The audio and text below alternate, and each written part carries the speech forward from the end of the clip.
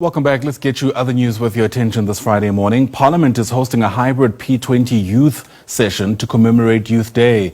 It's taking place virtually and is part of a series of events to be held in the build-up to the P20 and G20 summits, of course, held in South Africa later this year.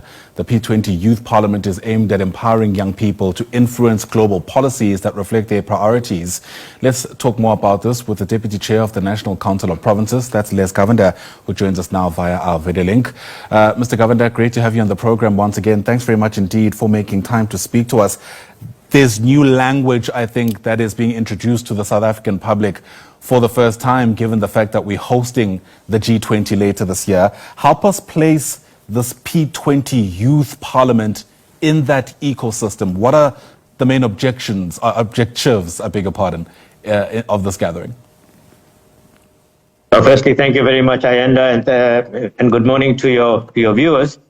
Yeah, you know, this is a wonderful opportunity for us, because this is the first time on the African continent that the G20 is being held. And we take great pride in the fact that it's being held here in South Africa. And, you know, as part of the build-up activities to the P20 and the G20, we have decided that we want to dedicate the Youth Month and, you know, ensure that we hear the voices of the youth, especially when it comes to their aspirations. What are their challenges, and how is it that Parliament can actually engage with the youth? And I can tell you that we started the session off this morning, and we are so encouraged that we have a large turnout of youth from across the country, physically in the Good Hope Chamber, as well as on the virtual platform. We have ministers, we have deputy ministers, mayors, premiers from across the country. And the session was opened this morning by the Speaker of the National Assembly, Honorable Toko Dijiza.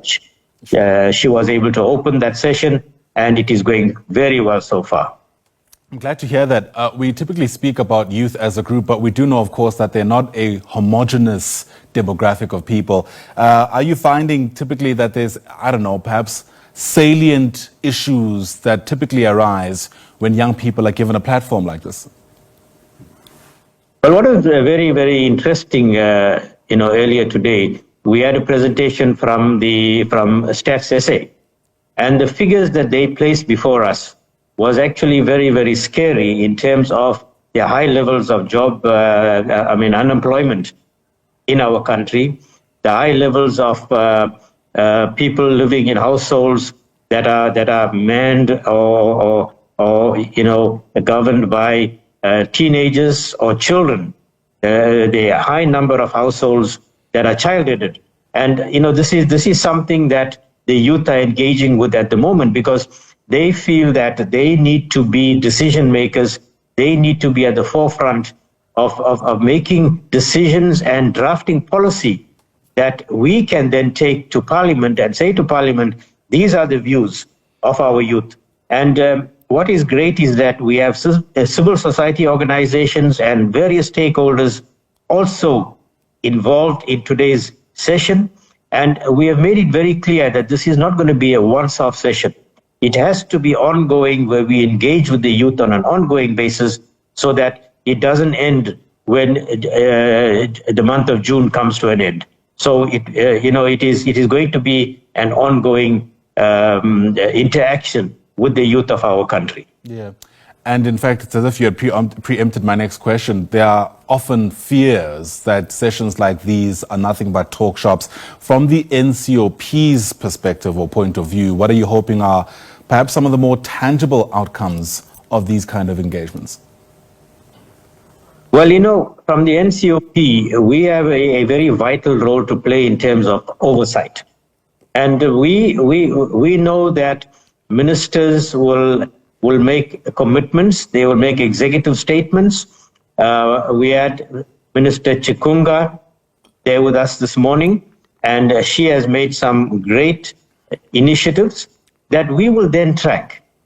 And we will track those to see that the executive statements that are made, the undertakings that are being given from the president to the deputy president and all other ministers and deputy ministers, that those commitments, especially when it comes to the issue of of the future of the youth of our country, those executive statements will be tracked by us, and we will ensure that the commitments made do find resonance amongst the youth of our country, and the youth must benefit from it, because we used to always say the youth are the future, but the youth are saying to us, no, we are not the future, we are the present, and we need to be taken on board.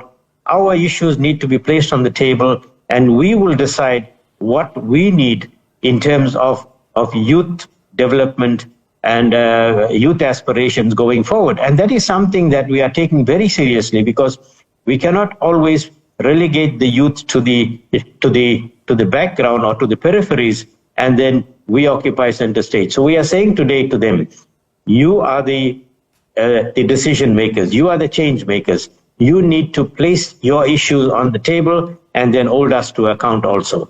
Yeah, and in many instances, we've seen that young people are actually up to the task. I mean, many would argue that even this administration of Parliament is a whole lot more livelier than it was perhaps over the past decade, largely in the main because of relatively younger MPs who are asking very pointed questions, especially in those parliamentary committees.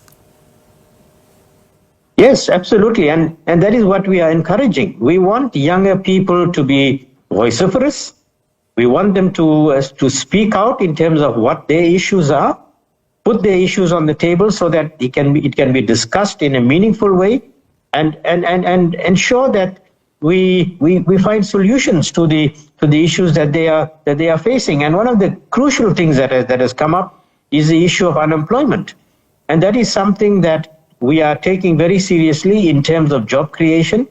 We want to encourage foreign direct investment into our country to ensure that more industries are open, more factories are open, so that we can employ the youth. And also at the same time, we need to engage with the industries out there to say, what are your requirements in terms of jobs? What type of skills do you need?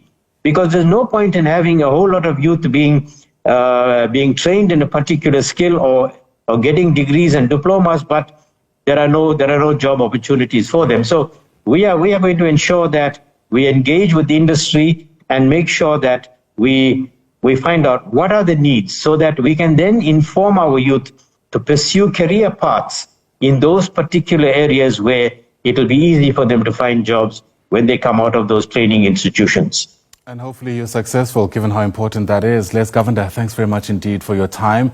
Les Govender is the Deputy Chair of the National Council of Provinces. Once again, thanks very much indeed.